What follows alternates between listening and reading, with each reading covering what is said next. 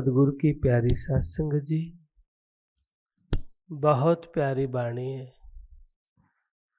बंदे साहिब साहिब बोल, तेरा क्या लगे मोल। मालिक के नाम का सिमरन करना है, परमात्मा को याद करना है। कोई पैसा नहीं लगता है, कोई मोल नहीं लगता है। और दुर्भाग्य है कि व्यक्ति फिर भी उस परमपिता परमात्मा को याद नहीं करता जिससे माता के पेट में वादा करके आया था। स्वामी नित्यानंद दयाल कहते हैं, माता के सिकम बीच किया कोल रब से, आया जगत के बीच हो रहा गुलाम। माँ के पेट में कौल करार किया था, वादा किया था, प्रभु मुझे बाहर निकाल, मैं तेरा भजन करूंगा, सिमरन करूंगा।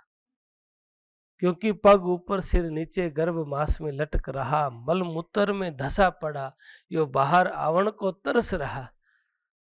जब ये जीव मल मूत्र में था तब प्रार्थना कर रहा था, प्रभु मुझे बाहर निकाल, मैं तेरा भजन करूंगा। लेकिन यहां आकर के भूला माया मोह में देख सपन का ख्याल। मोह माया में भूल गया है, अपने परमात्मा को भूल गया, ईश्वर को भूल गया है। और दुर्भाग्य और दुख की बात यह है कि ये व्यक्ति स्वयं को भी भूल गया है कि मैं कौन हूं। दुनिया की खबर रखता है, अपनी खबर ही नहीं है। भूगोल की जानकारी है लेकिन अपना पता नहीं है कि कौन हूं, कहां से आया हूं, शरीर से पहले कहां था, मृत्यु के बाद कहां होगा, कोई खबर नहीं। लेकिन मोह ममता के जाल में इतने अंधे हो गए, मालिक के नाम का सिमरन छोड़ करके झूठी तृष्णा के पीछे बेचैन रहते हैं, कामना के पीछे दौड़ते रहते हैं। और स्वामी नित्यानंद दयाल कहते हैं, जब लग तृष्णा दे में कै माया कै मान, तब लग राम ना पाई रह बंद में प्राण। जब लग तृष्णा है शरीर में तब तक माया और मान दो खड़े रहते हैं। मोटी माया छोड़ना सहज है, घर को छोड़ना, परिवार को छोड़ना, बंधुओं को छोड़ना, पैसे के हाथ न लगाना। बहुत से सुना होगा ना, महात्मा है वो पैसे छूता नहीं है। लेकिन ये सारी बातें बहुत आसान है। और झिन्नी माया घट के माई जो बैठी है, भीतर सूक्ष्म जो मान बैठा है, ये जो मान बढ़ाई भीतर है, ये जीव को भटकाती हैं, भ्रमित कर देती हैं। ये माया है जग ठगणी, ये बड़ो बड़ो संग लगणी। ये जग ठगणी है, जग को ठग लिया है, बड़े बड़े ऋषि मुनि को ठग लिया है। माया ने भृंगी ऋषि की, श्रृंगी ऋषि की भृंगी बना दी। बड़ी तपस्या करता था महाराज, आंखें तक नहीं खोलता था, कई हजार वर्ष तक तपस्या की है। जो कुछ मिलता था आंखें बस आगे ऐसे करके खा लेता था। जब माया ने अपना खेल रचा है, वहां शहद डाल दिया, और जब वो गया अंदर तो वो जो भीतर की जो तृष्णा थी वो जाग गई, देखने की मांग। बाहर देखा तो कुछ और ही रूप था। इसलिए पलटू साहब कहते हैं, भाग रे फकीर का बाल का कनक और कामनी भाग लाग गया, मार तो ये लेंगे, बड़ा चिल्लाएगा, बड़ा बेवकूफ तू नहीं भाग्या। श्रृंग ऋषि से मार लिए थे, बचा नहीं जिन्हें लाख त्याग्या। दास पलटू जन बचेगा सोई, जो बैठ सत्संग दिन रात जाग्या। कि काल के जाल से कौन बचेगा? जो बैठ सत्संग दिन रात जाग्या, वो काल के जाल तक बचेगा ना। तो काल मरोड़े देवता पैगंबर और पीर, नितानंद कोई थिर नहीं, जिन जिन धरा शरीर। विचार करके देखिए, हमारी पीढ़ियों में जो हुए, परिवारों में पहले हुए नाम भी याद नहीं मिलेंगे। 5-7 पीढ़ी के याद हो सकते हैं, लेकिन नाम भी याद नहीं है। आज हम जितने बेचैन रहते हैं, क्या आगे आने वाला समय आपके नाम याद रखेगा? इसलिए भूल में मत बढ़ो, बेचैन मत हो। स्वामी नित्यानंद दयाल कहते हैं, अपनी राह बुहारी ये हेली, अपनी राह साफ करिए, परमात्मा को याद करिए, अपनी आदतों को बदलिए। जब तक हम अपनी आदत नहीं बदलेंगे ना, तो हमारे भीतर में बदलाव नहीं आएगा। हम ऊपर से लिबास बना सकते हैं भक्त का, आसान है ऊपर का लिबास बनाना। एक व्यक्ति एक फकीर के पास गया, कहने लगा, महाराज जी मैंने सन्यासी बनना है। फकीर ने पूछा, आपने सन्यासी बनना है या दिखना है? उस व्यक्ति ने कहा कि महाराज मैंने सन्यासी बनना है, दिखना नहीं। बनना तो आसान है, लटाएं बधाई ली, माला पहनी, तिलक लगाया, बन गया। अच्छी बड़ी पगड़ी बांध ली, नकली वाल बना लिए, लगा लिए। लोग लिबास को देख के कहें बड़ा महात्मा है, नमस्कार कर सकते हैं, लेकिन भीतर क्या है? इसीलिए संतों ने कहा ना, बाणा बदलो 100 बार, बदले बाण तो बेड़ा पार। जिसकी बाण नहीं बदली, कबीर साहब भी कहते हैं, आदत बुरी सुधार लो, हो गया भजन। आदतों को सुधार लियो, मन की तरंगे मार लो। ये मन की जो तरंगे हैं, सत्संग क्या सिखाता है? आदतों को ठीक करना। सत्संग क्या सिखाता है? कमल के फूल की तरह खिलना। चारों तरफ कीचड़ हो सकता है, लेकिन आपने कीचड़ से ही अंकुरित होना है और ऊपर उठ के खिल जाना है। चारों तरफ मित्र भांति भांति प्रकार के मिलेंगे। कबीर साहब से भी पूछा गया कि हे सदगुरु, आपके चारों तरफ तो एक तरफ गणिका रहती है, एक तरफ वेश्या रहती है, कुछ मांस खाने वाले जीव भी रहते हैं। कबीर तेरी झोपड़ी गलकटियन के पास। फिर कहते हैं, भाई अपनी करनी आप जाएंगे, तू क्यों भया उदास?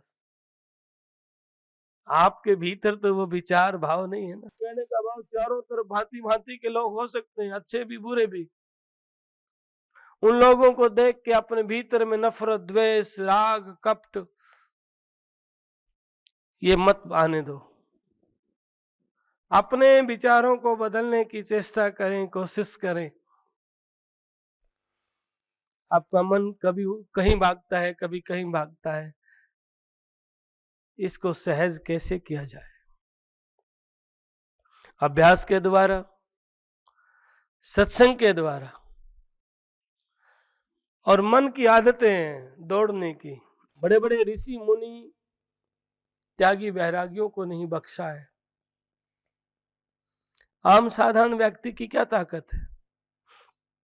इसलिए संतों ने कहा, सतगुरु शरणा लीजिए बाबा, सतगुरु का शरणा लीजिए, कि संत की संगत कर ले।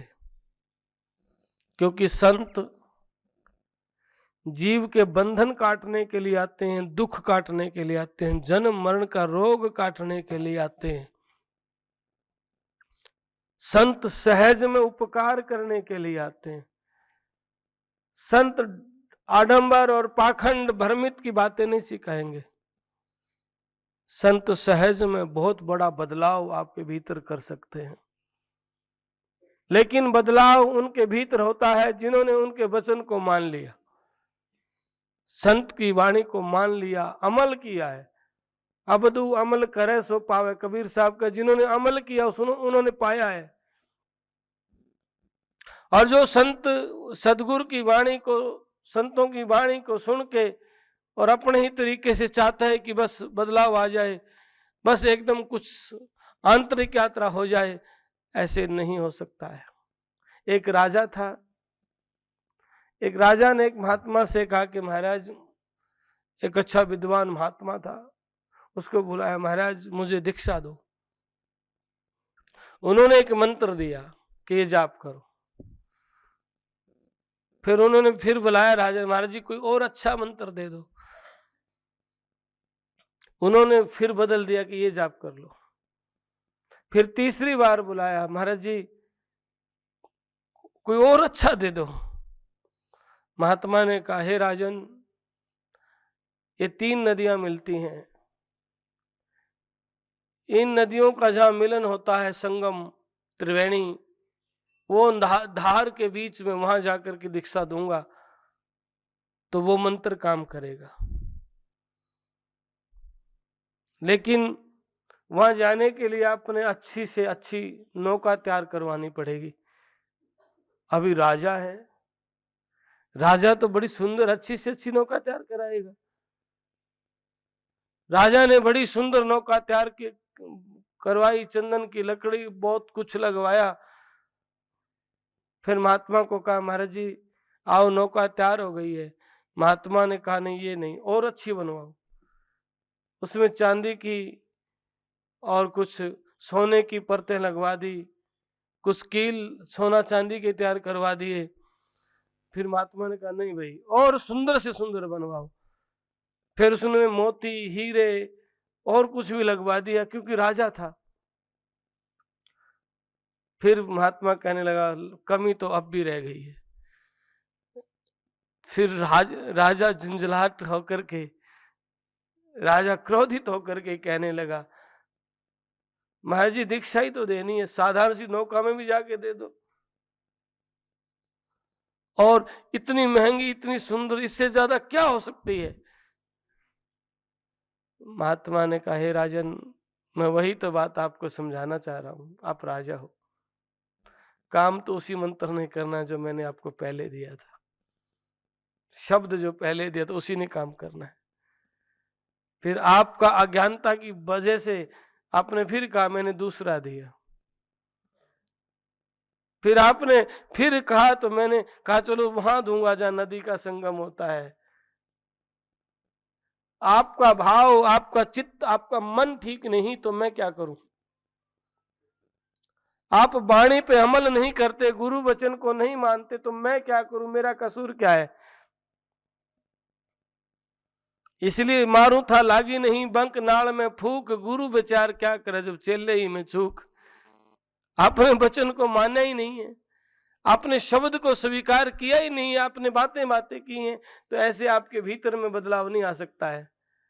आप चाहते हैं कि अपने भीतर में बदलाव आए, आप चाहते हैं कि आपका मन आंतरिक यात्रा करे, भीतर की यात्रा करे, आप चाहते हैं कि आपका जन्म ये जो मिला है अब ये जीवन सार्थक हो, आप चाहते हैं कि काल का ग्रास ना बन पाए, भोग योनियों में न जाना पड़े, कभी किसी योनि में जाना पड़ता है, कभी किसी योनि में आज मानव जीवन परमात्मा ने दिया है, आप चाहते इसको सार्थक करें, तो परमपिता परमात्मा के नाम की कमाई के बिना और कोई साधन नहीं है। स्वामी नित्यानंद दयाल महाराज कहते हैं, नित्यानंद हरि नाम बिन कभू मुक्त ना होए, तपी तीर्थी वेद पढ़ चले नाम बिन रोए। नाम के बिना ये जीव कभी मुक्त नहीं होगा, कभी भी इस जीव के दुख नहीं छूटेंगे। चाहे जप कर, तप कर, तीर्थ कर, चाहे करोड़ों जतन कर, चाहे काशी में जाके क्रोध लिए, बिना मरे तेरी मुक्ति ना होगी। बिना अहंकार को मारे, अभिमान को मारे, बिना सहज सरल हुए आपका जीवन नहीं बदल सकता, आपका जीवन नहीं संवर सकता है। इसलिए सहज सहज अपने विचारों में बदलाव लाएं, आपके भीतर परमात्मा की भक्ति पैदा करें, फिर आपको ये दुनिया की कोई वस्तु, कोई रोग ये तंग नहीं करेंगे, क्योंकि आप जान जाएंगे मैं शरीर भी नहीं हूं, शरीर भी एक मकान है, स्वामी नित्यानंद जी महाराज ने तो कहा भी है, तन सराय में जीव मुसाफिर, करता रह दिमाग रे, रैन बसेरा, कर ले डेरा, चले सवेरा त्याग रे। तन सराय में जीव मुसाफिर है, और इस राय को न जाने कितने लोग आए छोड़ के चले गए हैं। इस घर को भी जो आप घर बनाया है आपने, आजकल तो बदलते रहते हैं। एक व्यक्ति अपने जीवन में ऐसा फैशन चल पड़ा है, मेरे हिसाब से 2-3 घर तो बदल ही लेता होगा। ऐसे ऐसे लोग हैं। कुछ लोग, कुछ बेचारे साधारण गरीब ऐसे हैं, पूरा जीवन व्यतीत करके चले जाते हैं, घर नहीं बदलते क्योंकि आर्थिक स्थिति कमजोर है। पर मैंने देखा है लोगों में बड़ा जल्दी बदलाव आता रहता है। कहने का भाव मेरा ये है, इस घर को जब आप छोड़ते हैं तो इस घर को भी आपने छोड़ना पड़ेगा, क्योंकि जैसे वो घर आपका है, ये घर भी आपका है। ये घर भी आप नहीं हो, ये मकान भी आप नहीं हो। आप इस मकान में रहने वाले हो, ऐसे ही आप इस घर में भी रहने वाले हो। जब आपका हंसा निकलता है, एक तो पड़ा रह जाएगा। इसको बुलाओगे बोलेगा नहीं, इसको चलाओगे चलेगा नहीं, ये देखेगा भी नहीं। इसको चाहे काट दो कुछ नहीं कहेगा फिर, क्योंकि पंछी निकल गया, हंसा निकल गया पिंजरे से, खाली पड़ी रहे तस्वीर। पंछी जो पिंजरे से निकल गया, तस्वीर खाली पड़ी रहेगी। और एक दिन तो सत्य है, ये कड़वी बात है, एक दिन तो जाना है। जन्म लिया है तो मृत्यु भी होगी। लंबा टाइम नहीं, कोई 100 साल 50 साल का है, कोई 100 साल का है। ये सूर्य तो लाखों वर्षों से निकल रहा है और निकलता रहेगा। ये चंद्रमा भी निकलता है, निकलता रहेगा। ये हवाएं चलती हैं, चलती रहेंगी, लेकिन आप नहीं होंगे। इसीलिए समय रहते जाग जाओ। जागो रे दिन जागना, अब जागण की बार, फिर क्या जागे नानका जब सोए पैर पसार। फिर क्या जागोगे जब पैर पसार के सो जाओगे, फिर क्या जागोगे, चल हंसा।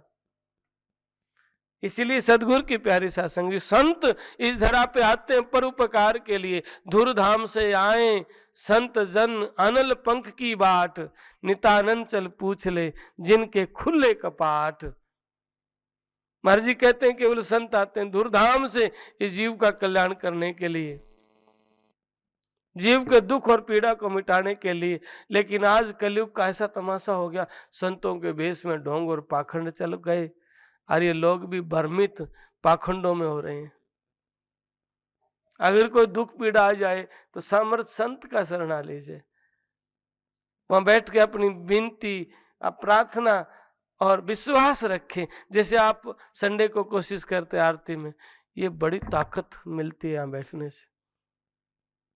आपका विश्वास ठीक है, आपका मन ठीक है, और यहाँ बैठे हैं, यहाँ से निकलते आप जाके घर शराब पीते हैं, मांस मिट्टी खाते हैं, आप यहाँ से जाके भाई भाई को तंग करते हैं, फिर आप चक्कर काटते रहो, आपके अंदर क्या बदलाव आएगा? फिर तो अंत में रोते हुए जाना है, क्योंकि आंतरिक में वही परिवार, वो ममता बनी रही है। तो फिर अंत में भी उस तरफ में ही शरीर पूरा हो जाएगा, और फिर ये आत्मा तड़फती रहेगी, कभी किसी योनि में जाएगी, कभी किसी योनि में जाएगी। एक महात्मा शरीर पूरा कर रहा था, और उन्होंने कहा कि जब मैं शरीर पूरा कर दूंगा ये संकेत मिलेंगे, जब मैं वहां पहुंच जाऊंगा। वो संकेत नहीं मिले। तो सभी शिष्यों ने कहा कि गुरु की अधोगति हो गई है। गुरु तो पूरा था, वहां जाने से संकेत मिलने थे। फिर एक विद्वान शिष्य था, उन्होंने देखा कैसी दशा है। वो लेटे हुए थे और उनकी आंखें, एक पेड़ के नीचे शरीर था उनका, एक बड़ बेर का पेड़ था, वहां बड़ा सोना बेर लगा हुआ था, और अंत में वो बेर में सुरती चली गई, और बेर खाने का ख्याल आया, बेर खा। अंत में कि मन तो वही है ना जो पास था, वही बचपन में भी था, वो बुढ़ापा में भी वही है, बदला नहीं ना। तो सुरती आ गई, बेर खाने का मन कर गया, तो कीड़ा बनना पड़ा बेर के अंदर। क्या बनना पड़ा? कीड़ा बनना पड़ा, बेर खान खातर। इसीलिए अपने जीवन को सार्थक करना है ना, कीड़े मकोड़े थोड़ी बनना है। मनुष्य से नीचे थोड़ी गिरना है। मनुष्य स्तर से वो लोग नीचे गिरते हैं जिनके अंदर ईर्षा, द्वेष, कपट है, बेईमानियां हैं, ठगियां हैं, जो छल के धोखे के काम करते हैं, जो मांस मिट्टी अंडा खाते हैं, उनकी अधोगति होती है। मनुष्य स्तर से ऊपर वो उठते हैं जो अपने प्रभु को याद करते हैं, जो ईमानदारी से काम करते हैं, जिसका कर्म में खोट नहीं, मिलावट नहीं, बनावट नहीं। और दुख पीड़ा भी आती है, भक्तों पे भी आती है, अवतारों पे भी आती है।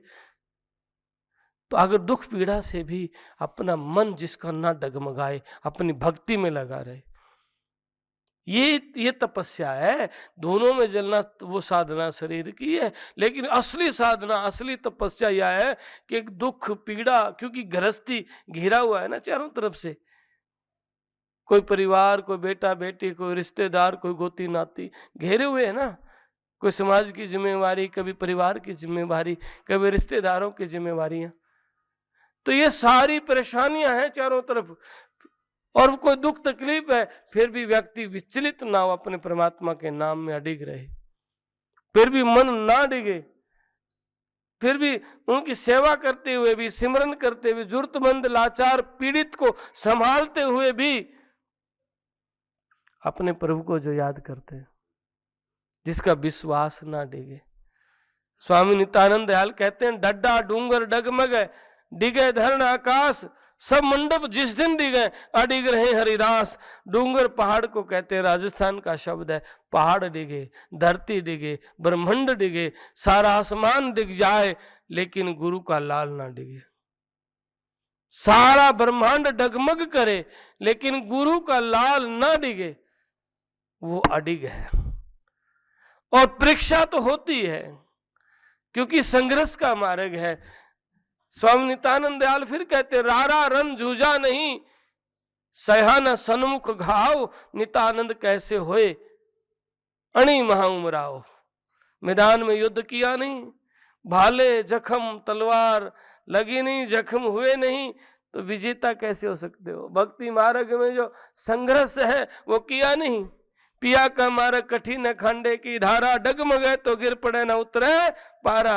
अपने सदगुरु से कहते हैं, गुरुदेव इस प्रेम की घाटी को आप निभाओ तो गुजारा है। कठिन मार्ग है और चलना भी विकट है, औखा है, मेरे बस की बात नहीं, आप कृपा करो।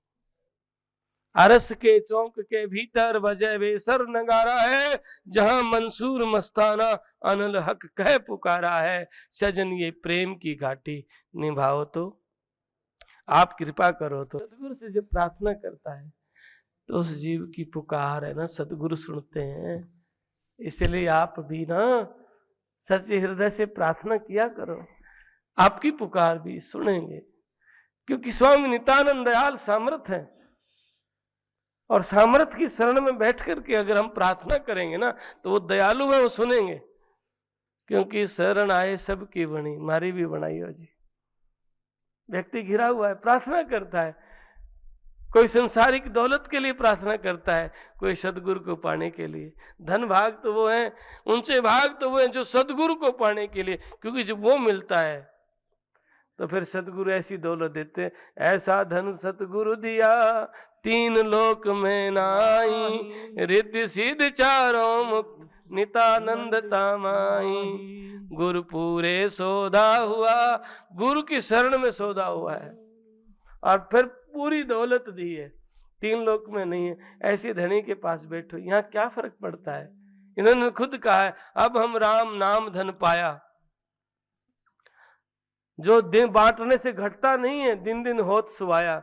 जो मीरा भी कहती है, पायो जी मैंने राम रतन धन पायो, वही गुरुदेव भी कहते अब हम राम नाम धन पाया, कि राम नाम की दौलत पाई है। इसलिए आप है ना जरूर बैठा करो, प्रार्थना किया करो, भला होगा, उद्धार होगा। कोई भी रोग, कोई पीड़ा, कोई दुख अगर नहीं कटता है तो सतगुरु से अर्ज करे। अगर वे दूर नहीं कर सकते फिर कौन कर सकता है। गुरु नानक ने भी कहा, सर्व रोग की औषध नाम। सारे रोगों की औषधि क्या है? नाम है, मालिक का नाम है। और आप उनकी शरण में बैठ के जब प्रार्थना करेंगे ना तो जीवन समझ जाएगा। तो सारे मिलकर प्रार्थना करें, हे प्रभु मैं आपकी शरण हूँ, ये दुनिया के लोगों को मैंने खूब चारों दिशा चेत कर चितिया चिंता हरण मुरारी, हमको ठोर कहूँ ना पाई ताकि शरण तुम्हारी। चारों तरफ नजर दौड़ा के देख लिया है, कोई भी अपना नहीं पाया, सारे धोखेबाज मिले। धरे ढके को सब मिल पूछे, कुल कुटुंब परिवारा, और दुख दर्द की कोई ना समझे, दगाबाज संसारा। दुख दर्द की कोई नहीं पूछता, स्वार्थ में चक्कर काटते हैं। हे प्रभु आप मैं आपकी शरण हूं, आप कृपा करो। हे प्रभु मैं आपकी शरण हूं, कृपा करो। आप दया के सिंधु हो, कृपा करो। हमको एक आधार तुम्हारा और आधार न कोई, जो जग ऊपर धरूं धारणा चलता दिखे सोई। हमें आपका एक आधार है। दुनिया के लोगों पे जिस पे विश्वास करता हूं वही गायब हो जाता है, नजर ही नहीं आता है। इसीलिए आप कृपा करो, पर्दा खोल बोल ठुक हंसकर, हे महबूब गुमानी। घटपट खोल मिले तुम जिनसे, अमर हुए वो प्राणी। एक कृपा सिंधु आप दया करो, जो अज्ञानता का मल विक्षेप का आवरण है आप उसको हटा करके और आप दया करके दर्शन दो। दर्शन देख सभी दुख भाजे, सुख की लहर दिखावे। आपके दर्शन होते ही फिर आनंद का नगारा बज जाएगा। आप कृपा करो, हे दया के सिंधु मैं आपकी शरण हूँ, कृपा करो। तपोभूमि जटेला धाम के द्वारा प्रचारित यह YouTube चैनल महाराज जी की अमृतवाणी व आश्रम द्वारा संचालित प्राणी मात्र के सेवा कार्यों को जन जन तक प्रचार हेतु है। आप महाराज जी की वाणी को जन जन तक पहुंचाने के लिए पुण्य के भागी बने और इस YouTube चैनल को ज़्यादा से ज़्यादा सभी धर्म प्रेमी बंधु इसे अधिक से अधिक लाइक, शेयर व सब्सक्राइब करें। सत्साहित।